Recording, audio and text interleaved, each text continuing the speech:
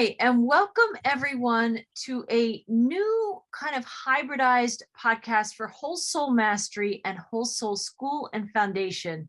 The messengers are the same. I am here with Joanna Plaza and Lee Peters, who have had some extraordinary adventures in what I would say in the hero's journey this past year. They answered the call to adventure. Many of our listeners at Whole Soul School and Foundation know some of their story. To people at Whole Soul Mastery, they'll be a little new to you. And what I would love for you guys to just first say hello and share a little bit about how you were living in the UK and that the kind of future pull that you were feeling that called you to leave the UK and go on an adventure. Okay. Hello. So yeah, hi everyone. Hi. So when we last left off, we last spoke when we was in Costa Rica.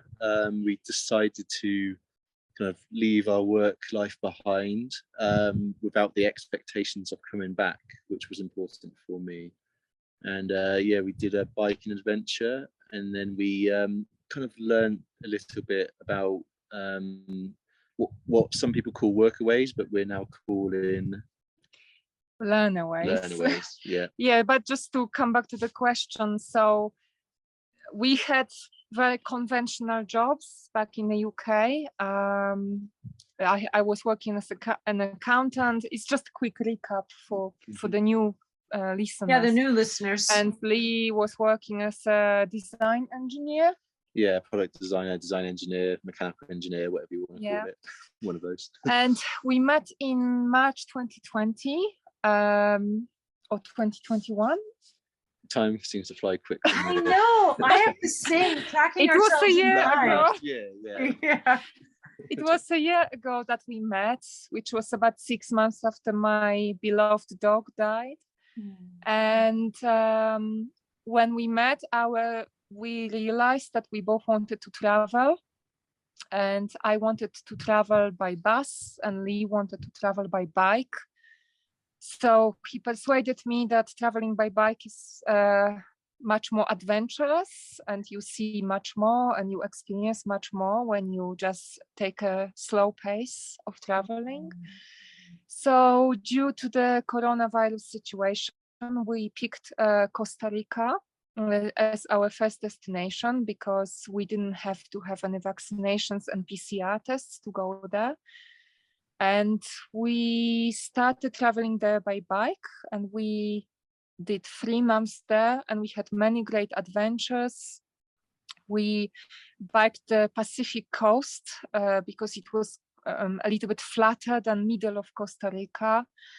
And we learned how to receive the goodness of other people. It was the first time when we stayed with many, many people for free via couch surfing or via some work stays, which we prefer to call like learnaways, because that's where we learned new skills.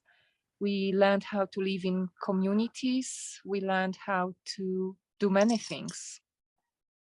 Wow. And then after our visa ran out in Costa Rica, we decided to come to Mexico because the original plan was to bike South America, all of South America. That's why our original plan was to be away for maybe 5 years.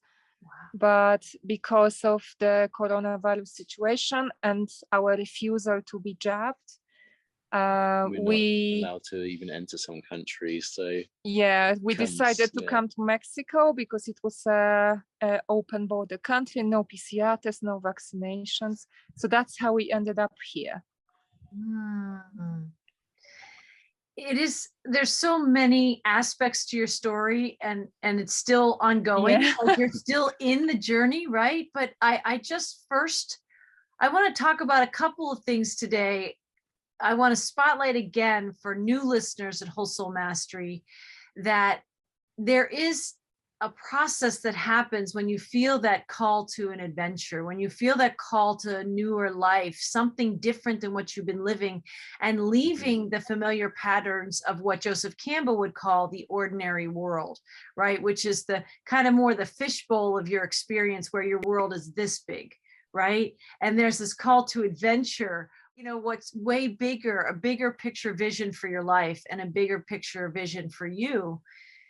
And we talked about that. I'll put the link to that earlier podcast in the description section of this video. So if you want to hear more of their story, a little more in detail of how they met and their journey to where, I think that's the last podcast we had, where you were sharing more about making it from the UK over to Costa Rica and some of the experiences that you were having, which were fascinating.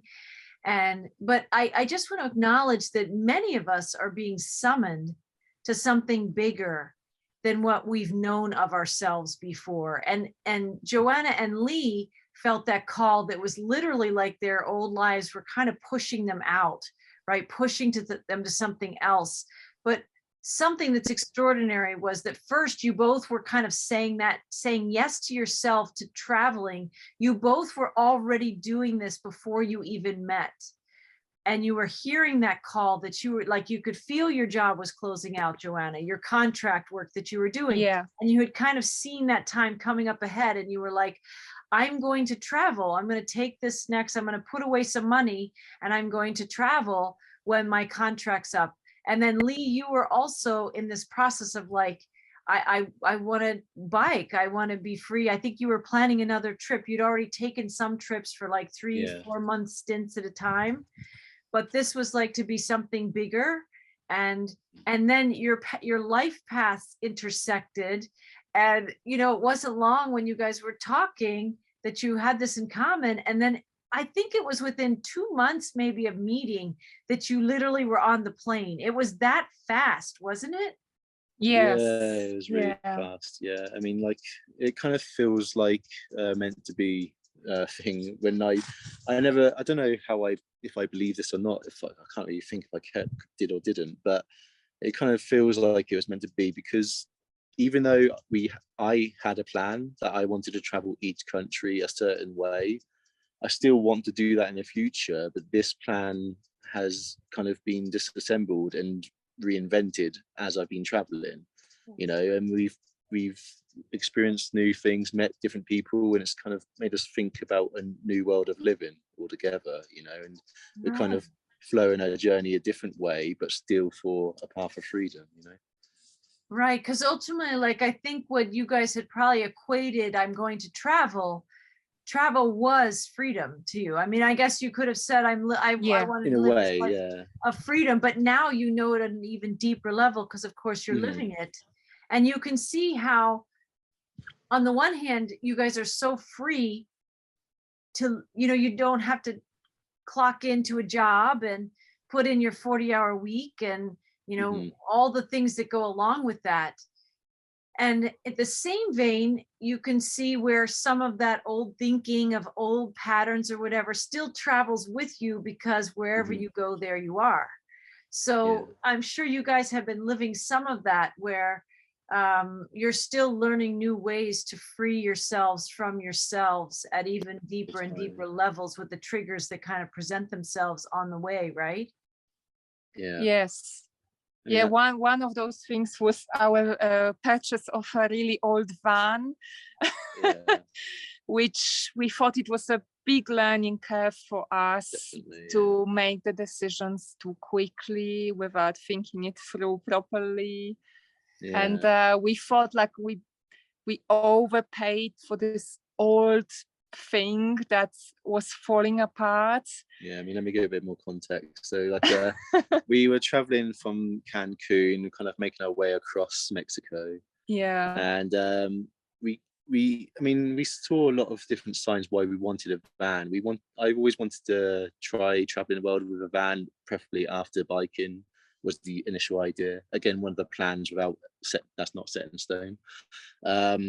But we were seeing like kind of dogs on the street, and we wanted to be able to pick them up and feed them. And without a car, without a vehicle, it became very like heartbreaking but difficult as well.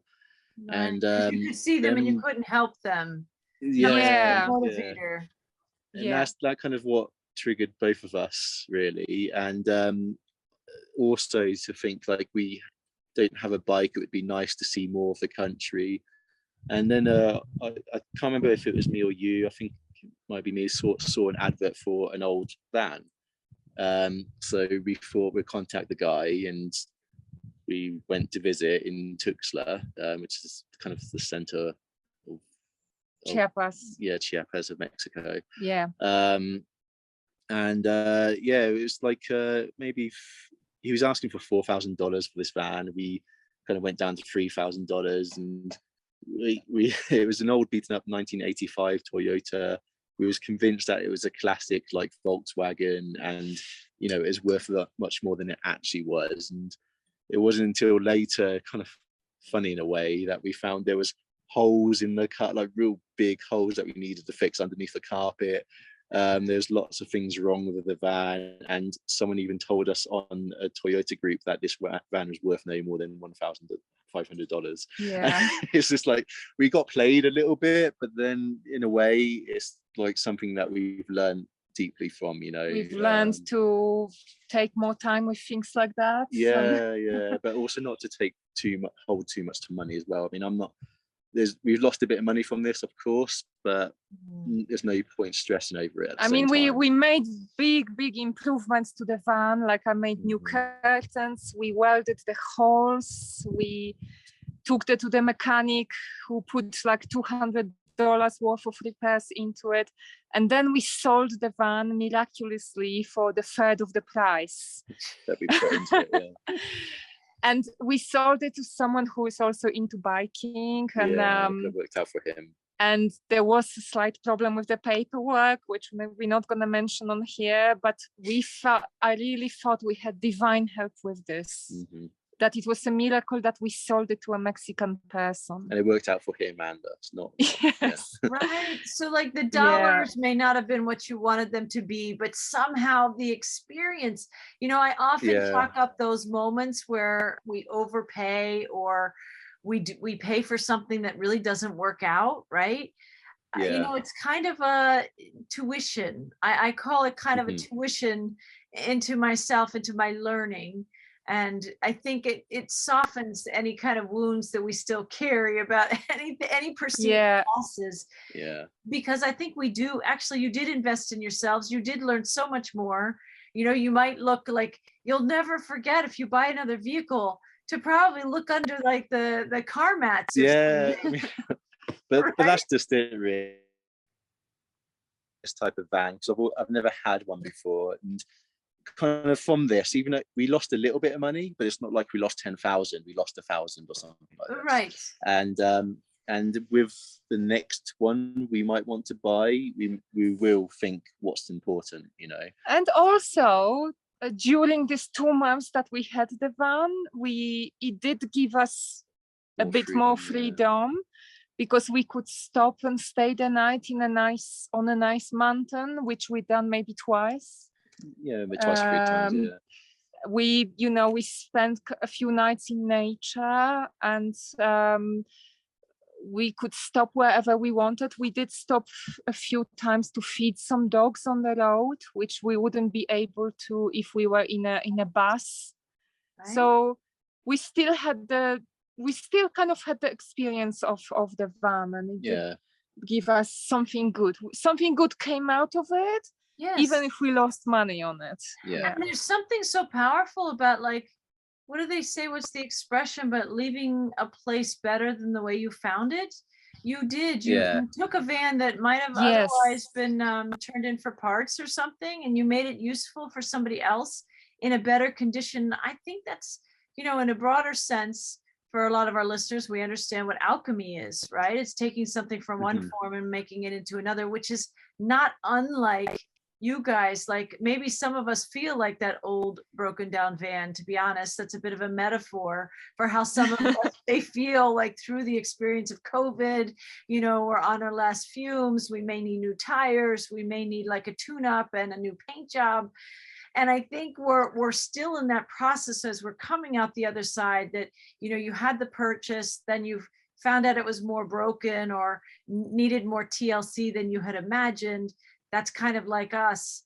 And then in this process, though, when you knew you were going to sell it, and because you decided to travel differently because you put another plan into place, maybe instead of like you said, I think the original plan was maybe 5 years, but because of COVID and lots of other factors, you may actually be returning back home changed in a different way. So there was the need to like turn in the van or sell it to somebody else. So it's amazing with all that you guys were journeying and living. And mind you, people should remember, like, they're not in like some fancy B&B, right? They're really living in these workaways, or we can talk about this, these learnaways and work stays. But you're doing all of this in every moment's guidance. Like if somebody wanted to really test their ability to listen, their intuitive guidance, their inner compass, you guys are living it. I mean, in a big, big way. And so what I know about this new earth, this new experience that we're all moving into, is that we are free to create and to uncreate. It's only been in this pocket of consciousness that it's like we make these decisions that sometimes are great and sometimes we wish we didn't make. And then we might spend a lifetime or lifetimes undoing just one choice, right? Well, I think we're finding, you bought the van and in a span of time, I don't know, did you have it for like 2, 3, 4, 5 months? No, 3, maybe more. 2. We bought it in November. We sold it.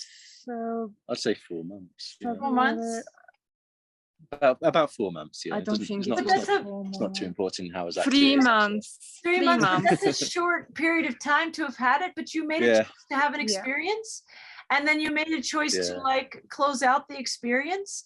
And if there weren't dollar signs attached to it, you'd say we had an experience, right? Yeah, exactly. I mean, something else that, I mean, like throughout the whole experience, it's important not to have too many expectations in a way, I think, as well, because like this traveling of freedom was meant to be, like I keep saying, the idea of being able to travel slowly without a plan, you know. And I can't say how true that's actually become, because everything keeps feeling like it's a different plan now.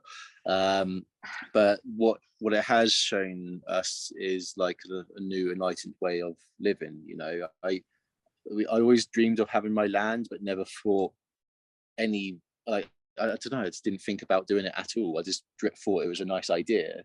But now it's becoming reality because of the people we've met from this journey already in just under a year. And still, like I say, we might set our plans in a different timeline. Like I might travel in the future rather than now, in a different way, by my bike or even by a van. But we went from very much like the initial transition of planning to bike the world, to bike the world. Then we bought a van, thought, well, maybe we'll do it in the van instead because we haven't got the time. I don't know.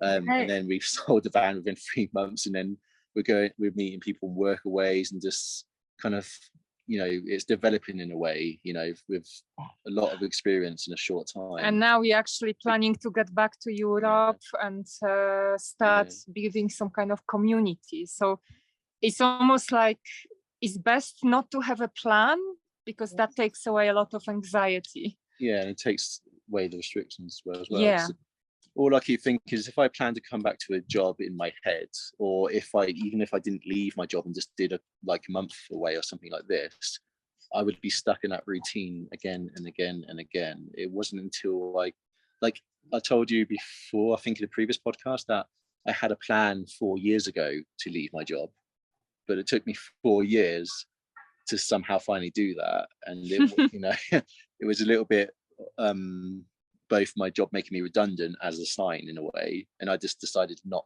to look for another job. And you know, sometimes our old lives have to kind of kick us out, that we'll finally make the leap. And because if it's there, and I know a lot of people can relate to this, if it's there, we'll keep living it a lot of the times, unless there's some catalyzing force, and a catalyzing force can be the loss of your job. It could be, you know, all kinds of things. But for you, it's like they took your job back from you, so you couldn't hold on to it. And then that made you more available to what you really always wanted to be doing. Yeah. And then what I love in the way you guys describe this, because we could have many more podcasts, because there's so many things that I'd love to dig a little deeper into. What was that experience like, and what was that experience like? So we'll have to have you back on. But you know, it's for people who can relate to this. Does anybody feel like your old life is kicking you out, the one you're living right now? Like, can you feel that experience of like, I'm living something that I know kind of has an expiration date, and the expiration date, you might know what that is, or you might not know what that is, but it's coming because I think we're all being summoned to something much bigger and much newer than we even have the words for. But you can see it in the faces of Joanna and Lee. You can see it in like, you were already having those experiences, and you're just a few steps ahead of many people in the journey where you already felt the feelings, you listened to it, you synced up in the intersection because you were both doing similar soul work. You know, that would be my language at the same time, and you had got a vibrational match. And then it quickly manifested in this time period where there were still so many restrictions about travel, and flights and things, and all the money. And you had to like close out, you were renting an apartment, I think. Yeah, so yeah, we had to maybe we mentioned that in the first podcast, but we had to sell everything. We sold our cars, we sold our office clothes.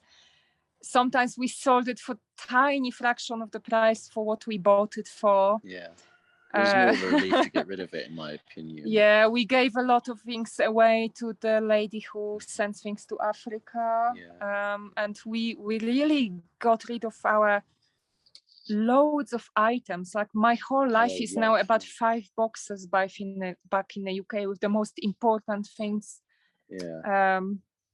Yeah, and the same with me, really. I mean, like this is kind of the time when I truly accept. I felt I accepted it before this, but I truly accepted the point that I'm not coming back to an office lifestyle. I mean, I might have to work for money in some degree, but the work will be something I enjoy. So technically not work. You need to think of other words for this kind of thing. You won't be the same person returning, so you wouldn't attract the same type of work again. Do something that you truly believe in, and there will be some sort of exchange, you know, to help you live the rest of your life, you know. Right. Yeah. Can I ask you then, there's, like I said, there's lots of pockets of your story that I'd like to delve into more, but I do really want to focus today in the time we have left talking about what a work stay or work away or learn away, what is that? Because I'd never heard about that before. Yeah, do you want to start it off? Yep. So many people all over the world that want to live a different lifestyle. They want to live kind of free themselves from the matrix, and they set up their own communities and their own homesteads and their own farms. And they try to live off grid, or sometimes on grid, but they try to live more in harmony with nature and more in harmony with the cycles of nature, and they want to live more sustainable and live more simply, but be more happy. And for some reason, this movement, I guess the natural way that this movement emerged of exchanging each other's energy. So a typical workaway place would be some kind of farm like we are here, where people grow their own vegetables, they raise their own animals, they care for the trees, and they have volunteers. I think the most common word is the volunteers. Mm-hmm. And the deal is that the volunteers work about 5 hours per day, maybe 4 to 5 hours per day, probably about 5 days per week. The kind of most common deal is in exchange for free accommodation and usually a little bit of food. So sometimes we have to pay for our own food, and sometimes we actually get some money for the food, or people buy, the hosts buy the food. But it's not just about working. So there's a lot of things like eating together. So that's learning to live in a community, cooking together, eating together, and not all the time, but occasionally learning from each other. For example, here, the guy is growing oyster mushrooms, and we never knew you can grow more oyster mushrooms from a bucket. It's easier than I realized, Yeah. So it's not like work where someone clocks you in and out. Like there's a certain schedule, but you can be flexible, you can move around. Like today we're doing the podcast and we know we're gonna, make up for this another day or something. But it's not always about that. It's just, like I say, it's an equal exchange, of energy and of what we offer to what we receive. And there's an understanding between that, And the funny thing is, right next to where I used to live, there was exactly an actual big farm that was producing organic goods. And that was a workaway I never even knew existed, right next to me. And I kind of met someone from there and befriended them, and they told me what it was about, and I still didn't really understand it was a workaway until I traveled here and started doing workaways ourselves. I keep saying workaways, learnaways, I should say. Learnaways, right? Officially, most people know it as workaways, and there is even an application called Workaway where you register and then you find your hosts, just for people that don't know. Yeah, and that's the reason for it. So that's where we kind of found this. So there's a website application called Workaway. If you search it, you find a sunny logo, and you can apply for different types of workaways, they call it. And this could be like the communities or even scuba diving, if that's what you want to do. And there's an exchange in some way. Or a hostel. Yeah. And or even just a single person living on the land. I mean, like what we are now is not exactly a farm, but it's like 3 acres and it's someone's home. And they're producing their own food, producing their own things here. And they have a nice place where you can just basically stay here the whole period of time. You don't have to walk out. You're in nature the whole time. It feels like being on holiday or a retreat more than a work. But the other ways we found this as well is we looked at like different groups on certain pages, maybe Telegram, and we just contacted people and they invite us to do a workaway with them, or even on if you look at local areas where you live. Again, the one that I said about, that was next to where I live back in England, is there's a website for these kind of things. You just look for the typical farm, organic farm, and quite often they have workaway options or volunteering options for them. So there's lots of ways you can actually find this. Once you know they exist, you just start searching, you find them, And there's another website which is called WOOF. I think it's WOOF, which is like something like Worldwide Organic Farms Association or something like that. And that's another place to find that exchange where you get free accommodation and food in return for a little bit of work. But it never feels like an office week, it's you're learning to live with people, you're learning to exchange energy. And like how to grow things, how to build things, even some places. It depends. Again, everywhere's different. You can't say everywhere's the same for this kind of thing. So I was going to say, so you've had some places that you may have liked more than others, like in terms of the experience that you would want again. I'm sure to be honest, I liked everything in different ways, I mean, like back in Costa Rica on the last podcast, that was a volunteering program as well. We literally heard that through word of mouth. We didn't even go on any website for that. And that was beautiful on the top of the mountain. It was called a Magic Mountain, and we received the most amazing, exchange from our hosts, Davey and Martina.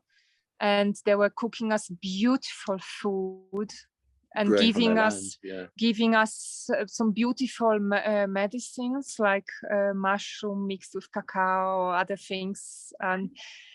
And then we learned from them a little bit about permaculture, a little bit about biodynamic farming. We did a bit of gardening, a bit of carpentry. And for example, the other workaway, which was our longest one for 2 months in Mexico, it was more about the diving and whale watching. So we exchanged a bit of work, Right. working in a shop, helping out with diving to get some adventures going. And that was more my incentive because I wanted to do a bit of outdoor adventures. And I learned to dive because Yeah. of this. Yeah, for free. Well, Yeah. without paying for Yeah. that particular qualification. Yeah. Yeah. So each workaway can give you something else, and there's so many options. Like if you prefer hospitality, then you can go and work in a hostel, on a hotel, or some kind of Airbnb place. And if you like more nature, then you can go to some forests. And there's this anything. You can even that join suits families and just do cultural experiences if Yeah. that's what you want. You know? Teach English or something. Yes. Yeah. It's just there's so many options. So on, like I said, it's called Workaways, so that's why I keep saying it, but workaway.com or .org. You can put a link in after. Yes. That's a good website to use, but you have to pay for it initially. And then, like I said, there's other ones which you can just look at local farms around you and see what they're offering would be my best option. Right, like people don't have to necessarily take a big leap to another country. They can find it probably somewhere locally. Locally, yeah. Like I said, I can't believe I was living right next to one for so long without knowing. Yeah. And even our host here, he has people from Mexico City. They just, we are in Mexico. We how far? 2 But hours. 3 hours from Mexico City, and he just has people from Mexico City that just want to come for here. a week or two. Yeah. Right. So it's not always the international volunteers that come here. Right. Yeah. Yes. It's so amazing. I think a lot of people can see what you're living. And I know there's some challenges, that stretch you to grow in journeys like this. You're like, literally, you're in the present moment all the time, listening for that inner compass, enjoying some stillness and some downtime, and then also doing a whole lot of learning, like the van situation is a good example. But there are a lot of people, I think, that fantasize or know about things like this, but then, it doesn't come to the point where they make the decision, like, I'm going to go do that. But I love how you describe that it is, for many, there's probably a lot of local options around many people that you can go explore it without having to take the bigger plunge, so to speak. And in the language of athletes, they talk about visual motor rehearsal, right? That a lot of athletes go through their routine, whether they're a gymnast or a track star or whatever, and their muscles fire and wire all the same ways as if they were actually running it and doing it. And I think that's what visioning is for a lot of us. We feel it, we're seeing it. And then when you can actually have like practical experiences where you actually like step into it for a weekend or a week, I think a lot of us may need those bridges to leave the ordinary world that we've been living. We have the desk job, and then there's this fantasy way out there, and it feels too far to access. And so the practicing in the ways that you guys, and you did even before you left, I don't know if you went on any biking trips. We didn't talk about that in this podcast. You did in the last one, and we will again. But Joanna was not a biker. You were not a cyclist, right? By any stretch of imagination. So that was kind of a point where you guys had to come together, and you, Joanna, had to say, yes, okay, I think I can travel in this way. And you had to buy actually very expensive bikes that could travel for miles a day and handle the kind of weight that you were going to be carrying and all of that. But they're still going to be useful for us, even like, because we're not really into wanting to buy a car. We might have to at some point, ideally one that can run on renewable energy rather than petrol or diesel, but those bikes will still be very useful for us to travel around for sure, even locally. And I think the bikes symbolized in a way a kind of lifestyle transportation, or like a vibrational transportation, because once you could focus in that it was by bike, I would imagine that other things started to fall into place in terms of your plan just to leave your old lives. It started to center around, that was your how you were going to have movement in the journey. And also in terms of you mentioned that a lot of people feel it's too far away from them. Yes. So we had an interesting experience where we wanted to visit a certain place in Mexico, which is very expensive, pretty, but expensive, is full of expats. And so it's a very rich, posh restaurants, posh shops. It's an expat location. Yeah. And we were quite wary of traveling, and also we needed a place to stay for a week or a week and a half to actually sell our van somewhere. So we needed not to move to be able to sell the van. So we advertised on an expat Facebook group, and we said that we're looking for somewhere free to stay, but we're happy to, look after your dog or do something in return. And so many people got triggered by that. We put a photo of ourselves, and some people said, there were some comments like, if you want to travel, get a job, or you are from England, why are you feeling so entitled to stay somewhere for free? There was lots of attacking comments, which really took us by surprise. Wow. And then but then there was a lot of people saying, I can't believe how rude people are to you, And someone said, I think you posted it to the wrong group because people don't know that way of traveling. Yeah. And they think that all you want is just to stay somewhere for free and be a parasite. They have a kind of wrong understanding of all this. And again, this comes back to the way they're set in their certain ways of like slavery work and all this. Yeah, in my opinion. Yeah, there were comments like, the pound is worth that much pesos. What makes you think that you can stay here for free? Take advantage of Mexicans. And it kind of makes me laugh because these are the Americans speaking, not Mexicans. That's something to say as well. Right. Wow. They think, and not to be. Right, so yeah. Some lady said, I wish I could go to my home country and cook and clean for someone and live in my own country. And I replied, oh, have you heard of Workaway? And she accused me of being sarcastic and cynical. Oh, wow. So we had so many negative comments that actually Facebook itself eventually turned off the comments because there was so much abuse going on. But at the same time, one person trolled you as well and attacked your personal page. Yes, she was talking about the freedom that everyone should have in the world. Canadian truckers. And they started finding something negative to say about that. They say, how dare we to impose our colonial thinking on the Mexicans and things like that. Like completely irrelevant to the topic. Like we're not allowed to have an understanding if we're from a country or like England, but again, she's from Poland, which has colonized past. It's amazing how it is a totally different language and it's a totally different orientation. And I think when you are becoming as free as you are in your free spirit, and you understand that there will be people who resonate with what you put out in the post, some will and some won't. Yeah. But I think if freedom is threatening to people who aren't free. Yeah, they think like they think that it's impossible. And like I say, we don't judge anyone for what they choose to be. I mean, we are like positive to people who enjoy the work and want to work in that lifestyle, absolutely. And equal for those who are freedom. But then when we get this kind of attack, it feels very one-sided. We're not attacking them for wanting to work. We're just asking for an opportunity. But coming from that, we did get an opportunity from a lovely lady, like spiritual like us. And she was living there for a short period of time, but she offered her home to us. And she said, just come and stay. And we didn't even have to do anything. She just said, just enjoy. She said, you can use my food and you don't have to do anything, and we stayed there for the whole week. And it was so important for us to meet someone like this, to rest and actually feel like we don't have to give any of our energy because we needed to rest. Yeah.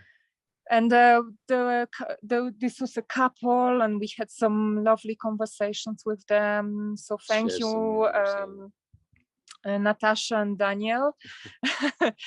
And we took some of their dogs for a walk, but it's because we wanted to, not because we were expected to. And we also cooked some meals for them. And again, because I like to cook, so I love to share food with people. So it kind of came out naturally, not like, this for that.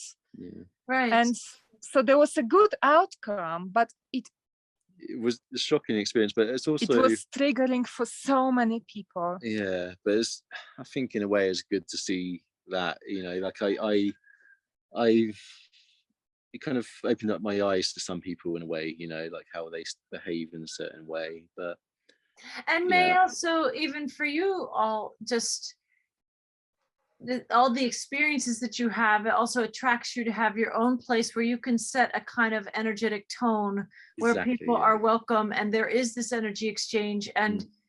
I think it's phenomenal that you put out that post, and despite all the attacks, you must have kept your energy, your frequency at a certain level that the good person who was to see that could find you. And that is, Yeah. that might be missed and lost on some people, but it's not lost on Mhm. me. You can Yeah. feel the like, if there was a, you know, we're talking 100% here, and it was a 90 to 95% attack rate, you still sustained your vibration to find the 5% that, like, or the 1% person that you really did connect with. It was meant for you. And maybe it was also, I don't know, maybe illustrative for her or for them, the couple that did open their home to you, to see the community that she lives in, right? To see that is kind of the frequency. I think there's a lot of these, if people would look energetically at their lives, while we're all talking about events and things, experiences and people, underneath all of that is an energy, right? Underneath your desire to go take this journey and travel was really a desire to be free and to live what freedom is to the best of your ability and what you could manifest. And I think that all these things, when everybody's attacking, that is a huge energy.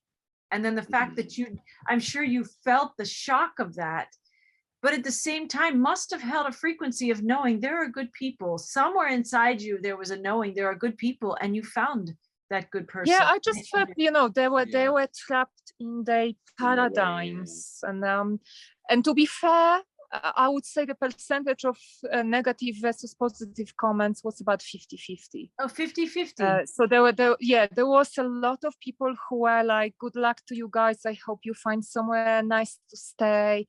Or have you heard of Workaway? Or, you know, so there was, and there were many people who were defending. They said, like, don't bother on here because people don't know this lifestyle. Yeah. And that's why they get triggered.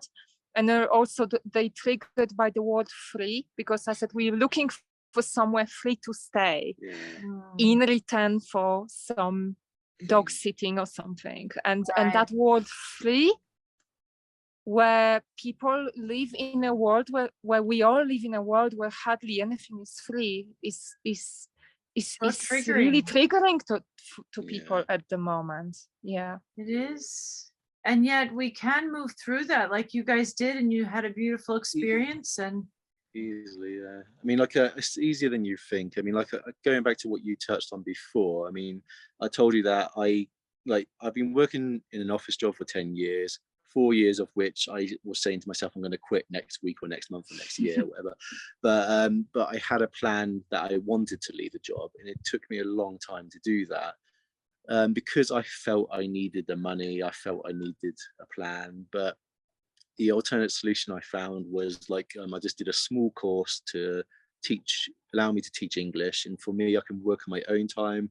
I do enjoy it to some degree. So I only work the amount of hours that I can give my energy to. And that sustained me to be able to travel for both of us on a very on the base that we can live for free on work on Learnaways or couch surfing or other kind of things like this, and it does work. And if I maybe, like you said, use one of my holidays from work just to do a Workaway or travel or within or work on a farm, maybe that would have been what I needed to say, okay, I can quit and make this happen. Yes. You know. Yes. So I think the best way to tackle this is to practice it while you have don't get yourself in trouble without having any money, because we need it in this world, unfortunately. But find a way that works for you. And there's lots of, like, the community next to where I live, there's people that work there, get a little bit of money, and that they live there their whole lives doing that. just doing working on a farm, you know. But also you need to be prepared for a simpler lifestyle, less exactly. gadgets, less buying stuff online. Which we've been wearing the same clothes for 9 months. Yeah. But that's the trade-off in a way. Yes. You have to prepare for this. If you want a luxury life, then that's a work life for you. But if you want basics and live off the land, that for us is perfect, you know. Yeah, it's even within a world that has been so locked down for so long, it is amazing how people still find freedom. And I think that reminds me of the documentary film we were talking about that before we got on camera, that my partner Lacey Fraser and I have been making, which is called Freeing an Incarcerated World. There's a trailer for that. But there were a lot of men who were in prison that went through some classes that Lacey taught, and many of them now know that they had to go to prison to become free, right? That sometimes we need to really let ourselves experience, am I incarcerated? Where am I incarcerated? Somewhere in my life, in my thinking, in the way I'm living right now, that might be somebody who has those either known triggers or hidden triggers, because we're not living the freedom we really want to. And it's just like a perspective shift away. It's like as you moved out of your rental, you know, and you found somebody else to take over your lease, and you're letting go and selling some of your items the way you did, and you put that plan into place, you're getting lighter. The same thing is true with all your limiting beliefs. Like, no, I have to have that jacket, or I have to have this thing or that thing, or all these things that we have, these have tos and these shoulds, and we're getting so much lighter if we'll allow ourselves to do that. We all lighten up in different ways. Some people are preppers, and some people right now are accumulating things in a very different way than you, but it's like different versions of freedom. Some people, it's all about this kind of self-sustainability and not having to live within the system that in many ways, and I'm talking like a global system, you know, like a whole system of consciousness, that we're not ever really free, actually. And so I think you guys are such beautiful examples of living it, sharing it. And you have a blog. I don't know how much you get back to it. Are you still posting in your blog? No, we've kind of left that in the dust, to be honest. We're just living for ourselves now. We do mainly our updates via the conventional social media, the Instagram and Facebook, because it's just easier to share those updates. And we haven't written any blogs for a while. I mean, it's something I still would like to do, to share my experience, but right now I'm just kind of, for me, I want to live for myself, and maybe same for Joanna, but to kind of learn what we need to do, get to the point where we can build on our own land, to farm on our own land. And then once that's kind of settled, I think that would be the stage of my life when I'm ready to write about my experience. Yeah, but if anyone wants to follow us on Instagram, then the channel is called Joylee.Freedom. Yeah, we still put photos and minor updates on there, but not really a blog. Yeah. Well, we hope to, because we've been, I think we've had one. Do we have 2 other podcasts? It might have just been the one. But just one. One, because they're traveling so much, and then we have to find good Wi-Fi to be able to have these Zoom calls. But I do know we're going to continue to tell the story, even in these kind of video blogs that tell some of the stories of the journey a little more in real time, that you might even use later to reflect in some of your stories. You'll have the videos too. So, and more people need to see the different ways people are embodying freedom or bridging into a greater freedom, even if they feel like freedom is way far off, than just bridging into the next step of how you can feel more free. And and we don't know the outcomes. We don't know what we're gonna do when we come back to the UK. We just have another learn away plans in Somerset, and we don't really know what's beyond that. But it's just going into that unknown with that faith that things will synchronize in a positive way for us, without being like too what should I say, maybe not hopeful, but we don't want to hide our heads in the sand from Yes, it's a responsibilities. balance, isn't it? Yes. Yeah, but at the same time, we think that there's something good that is waiting for us, and the universe wants us to thrive rather than survive. And in my experiences, the opportunities that come to us are presented within a day or a week of that opportunity. So that's kind of what I believe as well. I mean, I know we're not going to be stuck anywhere because we have the skills and the knowledge to know where to find more learner ways if we want to. Also, if an opportunity comes that where we can maybe start building on our land without having to have too much finance, then we can start early or start later. There's lots. I mean, the opportunities are endless, really. I could go on. It really is. And it's amazing. I know we all live in a world that involves money still at this point, but I think if you allow yourself to explore, if money wasn't in the equation, and some people that's very hard for them, they can't remove money, but if they can play, it's like, what would your ideal day, your best day of life, like, well, would you be on a beach, would you be in a mountain, would you be biking, would you be on a boat? You know, some people don't ever really indulge that because of the conditioning of this ordinary world, that people will stay trapped in that little fishbowl of experience until you allow yourself to ask yourself maybe just a slightly bigger question. And it's, I think it's through the question asking where we allow more goodness into our present. And we also see our triggers. I'm sure you guys have had your fair share. And we'll talk about all these things more. Do a whole podcast on that. Yeah, or several series, right? Because you know, like they have bloopers in films. I'm sure there have been a few bloopers of the triggers that you guys had to grow through. But it's all part of the journey, and you can see in the confidence. I don't know if you would have spoken so serenely.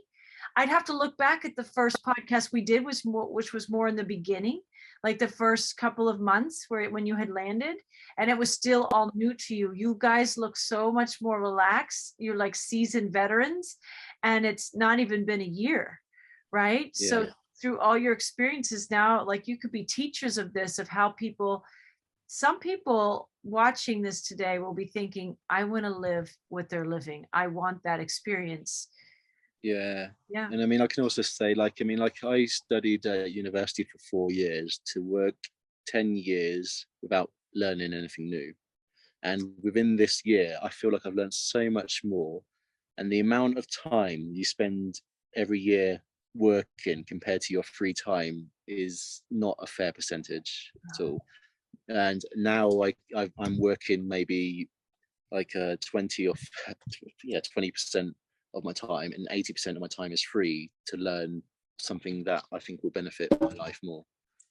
So amazing. It's so amazing. Well, I know I'll plant the seed for another podcast that you guys do have visions of having land and doing exactly what you've experienced with a lot of your hosts now on your own land, where other people who are watching you right now, who knows, but in a very short time, they might be saying, where can we go to Joanna and Lee's place, and experience them? And you guys have so much to share and teach, because you could say in Costa Rica we saw this, and in Mexico we did it this way, and be mentors to people.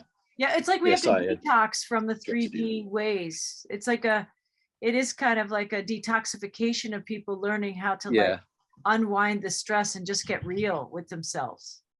I mean, that's something that I'm really looking forward to. I mean, it might take a good few years to get to that stage, maybe 5, because it's going to be a slow progress, but that's the whole point anyway. But we want to have like a camping ground that's comfortable for people to come and volunteer, or even stay with us.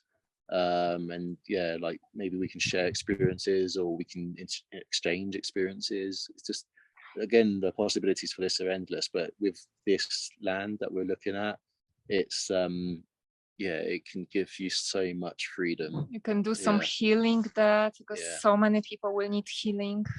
Yes, and just being in the nature, right? And in the intentions of what you'll have in your land space.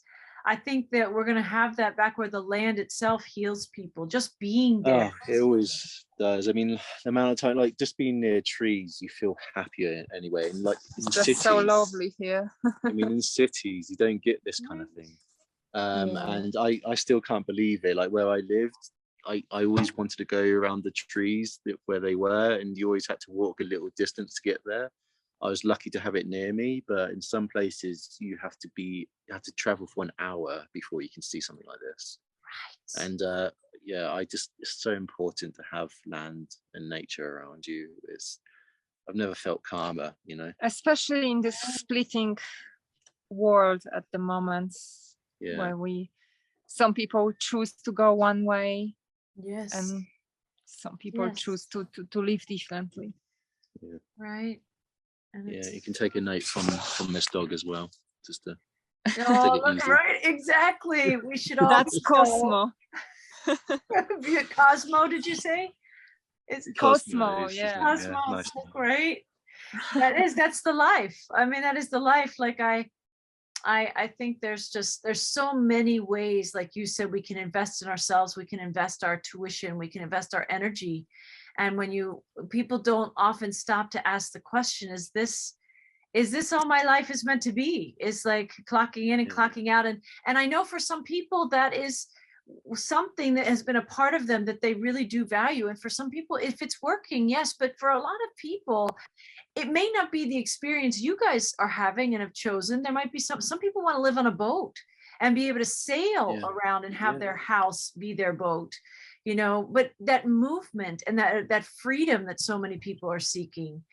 And I must say, if that is the option, there are easy ways to be able to work on a yacht to get experience for this kind of thing as well, without you having to do anything. You might get paid for it even, but I mean, again, it's all these things are possible if you just know where to look, and it's just doing a bit of research, taking your time to do that, and you'll find the opportunities. You will, and not to be afraid. I mean, from what you said, I can't stop thinking about my old colleague from my work who sat next to me, about 60 years old, his whole life been working, never once been happy. He was miserable as hell, didn't have anything nice to say to anyone. And I always heard him said, I don't have a retirement, I'm going to have to work for the rest of my life. And that's what he truly believed, therefore he will live it. But for those listening, it's so easy to jump out of work. I thought I needed so much money to jump out of work. I never got that savings, and I managed to do it without actually having any money. Just a little qualification that cost me like a couple $100, or $1,000, depending on which qualification you get, but both of them work well. But that was the awareness of, like, you knew the travel and the freedom was calling, and so that's what lined up for you as a source. I kept attracting these people in my life. Yes. There's people that attracted my life who told me to, maybe you can work on this qualification, you can travel around the world working on this, teaching English. I didn't know it existed. And then other people I met telling us about like this Workaway program or volunteering programs. You just need to open yourself to the possibilities. Exactly, And I think soon, those last 4 years I was telling you about, I think that first year I opened myself up. And then after the 4 years, it became a reality. Yeah. Well, that's a good note to close out on for now anyway. Exactly. You opened to the possibility. And as things lined up, it became a reality. That's true for so much of us, but it's giving ourselves permission to open a little bit. And sometimes a podcast like this can help people just shift a perspective of, like, maybe it is possible, even if they can't see a pathway, just being open to that. So it's huge. You guys are beautiful. You're lovely. I love connecting in with your energy. I thank you for joining me in this podcast. And it's to say again, the Instagram where people can find you, it's the Joylee.Freedom. Joylee.Freedom. Joylee.Freedom. Freedom. Yeah. So good. And I'll put that in the description of the video so people can tap into that link easily. And thank you for having us too. Yes. Yeah. Yes. Thank you. Thank you for portaling in and sharing your experiences with our audience and our listeners. And we all learn from each other. I think that's part of this, like, kind of sense of global or universal kind of community. This is coming back into the hearts of many of us, and we travel kind of through your travels. So it's beautiful that we can share these things, and this is another kind of exchange that we're going to all come to value more and more. Even if we can't be in Mexico where you are, we can experience it through you. And as an energetic universe works, it's really beautiful. So Thank you for the gift of your stories and your wisdom and your learning and your learnaways. And we'll come back again together soon. So blessings, everyone. Find us at Whole Soul Mastery and at Whole Soul School and Foundation on your favorite social media platforms and also on our websites. Blessings, everyone. We'll see you soon. Thank you. Thanks. Bye. Bye.